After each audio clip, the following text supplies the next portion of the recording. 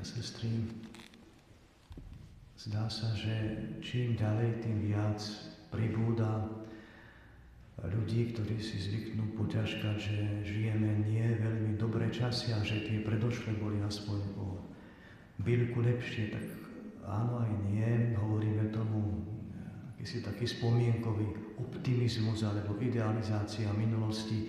Je to taký ozdravný systém, ktorý je v našom vnútri, tak to funguje, že zabúdame na tie ťažké veci, nepríjemné nejaké traumy, tak to nás Pán Boh chráni, to naše psyché. A preto zvyknú starší ľudia povedať, za našich mladých čas to bolo iné a bolo to lepšie.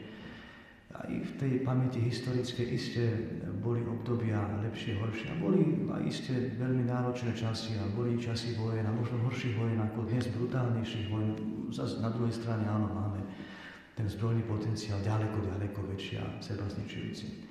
Každopádne ale kňazi, exorcisti bijú na poplach, že dramaticky pribúda tých prípadov ľudí, ktorí sú zužovaní démonmi, hlavne tým vnútorným útlakom. Našťastie v tých absolútnych číslach nerastie počet toho najbrutálnejšieho sužovania cez to posadnutie, tam sa to nejako tak ustalilo. Ale tu asi končí naše pozitívne vnímanie veci, pretože hneď jedným dýchom dodávajú títo kňazi, exorcisti, že sa predĺžuje čas potreby na vyslobodenie týchto ľudí. A dokonca v ostatných rokoch hlásia z Ameriky, že takmer nie sú schopní vyslobodiť nikoho úplne z tých démonických pút toho posadnutia. Čiastočne áno, ale úplne to ako si nejde, takmer v žiadnom prípade. A je to spôsobené tým, že narastá moc tých temných síl, čoho príčinou môže byť taký prozaický fakt, že sa o mnoho viac hreší. Ľudia páchajú ťažké hriechy a niekedy aj zvrátené hriechy. Isté aj v Sodome a v Gomore sa žilo zvrátené, ale nerobili aspoň jednu vec alebo dve veci. A síce nežiadali, aby to bolo právne nejako legalizované, tá ich zvrátenosť, a nežiadali, aby to Boh požehnával.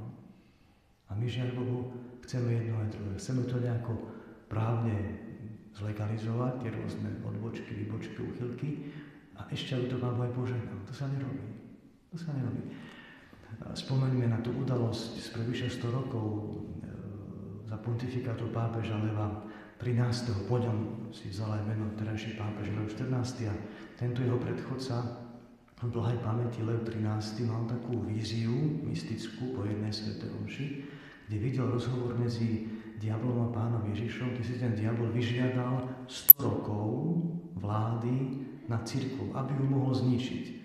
A Ježiš mu ju dal s tým, že teda tú cirkev nezničí. Ale otázka je, že kvôli čomu chcel mať ten zloduch práve tých 100 rokov k dispozícii. A zdá sa, že tá odpoveď je opäť prozaická. On ako dobrý psychológ vie, že sme ohraničení aj čo do ľudskej existencie. Málo kto sa dožije 100 rokov. Tak, že je problém odovzdať tú našu skúsenosť, naše spomienky tej ďalšej generácii ponad ten breh tých 100 rokov. A on si uvažoval takisto isté, že ak dokáže systematicky 100 rokov deformovať mravy, tak po 100 rokoch si už nik nespomenie na ten obyčajný štandard morálny, ktorý bol samozrejmosťou pred 100 rokmi. Už je to nejaký čas, keď som tu spomínal podmienky, aké musela splňať obyčajná učiteľka na základnej škole, dokonca to mali v zmluve ukotvené za Prvej republiky po rozpade Rakúsko-Uhorska, kde sa od nej žiadalo, aby do tej školy šla v sukni, ktorá bola taká dlhá, až skoro po pety. Myslím, že 2 rakúske palce nad petou, alebo tak nejako to bolo.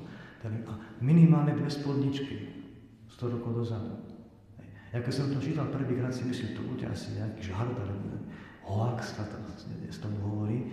No ale asi nie, pretože pred pár dňami som sa dozvedel, že v podstate rovnaké postuláty kládol na srdce veriacich žien vtedajší pápež Pius XI. 100 rokov dozadu. A teraz strich sa preniesme o 100 rokov do budúcnosti, do našich čias, a odrazu zistujeme, že to sa ozaj podarilo husársky kúsok tomu zlému duchu, že úplne vyresetoval našu morálnu pamäť v oblasti povedzme tej spoločenskej etikety, to, čo bolo pred 100 rokmi úplnou samozrejmosťou ako súčasť dobrým mravov. To, keby niekto žiadal dneska od učiteľky, tak sa budú dívať ako, nie že z inej planéty, alebo z inej galaxie, ale z nejakého iného vesmíru, ktorý je tam desi paralelne. Ale dobre, ešte aspoň pár čísel štatistických z Ameriky. V Spojených štátoch sa takmer polovica detí rodí mimo manželstva. A 3/4 párov žijú spolu pod jednou strechou už pred manželstvom. A to je takmer jedno, či veriaci, neveriaci, tam nie je veľký rozdiel. To znamená, iba 1/4 párov žije pred tým manželstvom osve. Isté sú to čísla z Ameriky, ale myslím, že na Slovensku to nebude veľmi odlišné.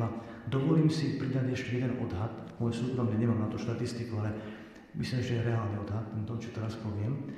Ešte aj z tej úbohej 1/4 tých párov, ktorí teda žijú nie spolu pred tým manželstvom, tak počítam, že takmer 100% z nich žije už aj intimne pred tým manželstvom. To je pandémia hriechu. A isté my potom môžeme tak alibisticky vraviť, no pán farár, taká je doba. Dobre, beriem, taká je doba, ale potom sa nečudujme, že tí kňazi nedokážu tých ľudí od toho zlého oslobodiť. Pretože každý hriech, a zvlášť ťažký hriech, a to sú ťažké hriechy v oblasti intimity, to je voda na mlyn toho zlého ducha, to je vietor do jeho plachiet. Podobne ako v prírode, keď máte nejaký ekosystém vhodný pre nejaký druh baktérie alebo vírusu, on sa bude množiť, až spôsobí nejakú epidémiu alebo pandémiu. A ak to platí v tej hmotnej rovine, no prečo by to neplatilo v duchovnej? A zdá sa, že to platí. Našťastie, písmo hovorí, že tam, kde sa rozmnožil hriech, tam sa v miere ďaleko väčšie rozhodnila milosť Božia. A dokonca, čím ťažšie časy, tým väčšie milosti Boh dáva ľuďom. To znamená, my keď sa pre tie milosti otvoríme, my môžeme byť veľkými svätými. Jednej mističke z Ekvádoru, to je 300-400 rokov dozadu, povedala Panna Mária o našich časoch, že keby dnes žila ona, tak vravila, to by si neprežila. Vymizne nevinnosť u detí, u mládeže, skromnosť u žien. Takmer nebude možné nájsť panienskú dušu. To vravela Panna Mária pre 400 rokov. Dnes tu máme dáta, štatistiky. Paradoxne na druhej strane tí svätí túžili žiť práve v našich časoch. Prečo? Pretože dnes oni vedeli, je možné dosiahnuť ďaleko vyšší stupeň svetosti, ako oni mohli dosiahnuť, pretože Pán má dá väčšie milosti. Dnes máme deň matiek, všetko dobré všetkým matkám. Ale jedným dychom povedzme, že iba sväté matky dokážu vychovať sväté deti. Som kedysi hral tak, že puma nedokáže vychovať ovečku. Puma vychová len pumu. Šelma vychová šelmu.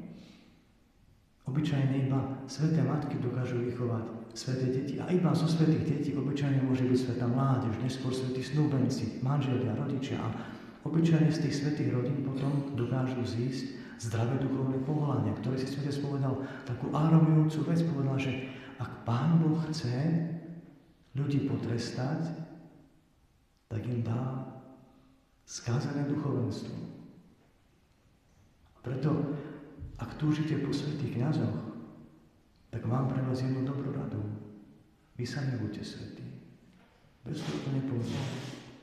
Keď nebudú svätí otcovia, a keď nebudú sväté mamy, nebudú ani svätí kňazi. Amen.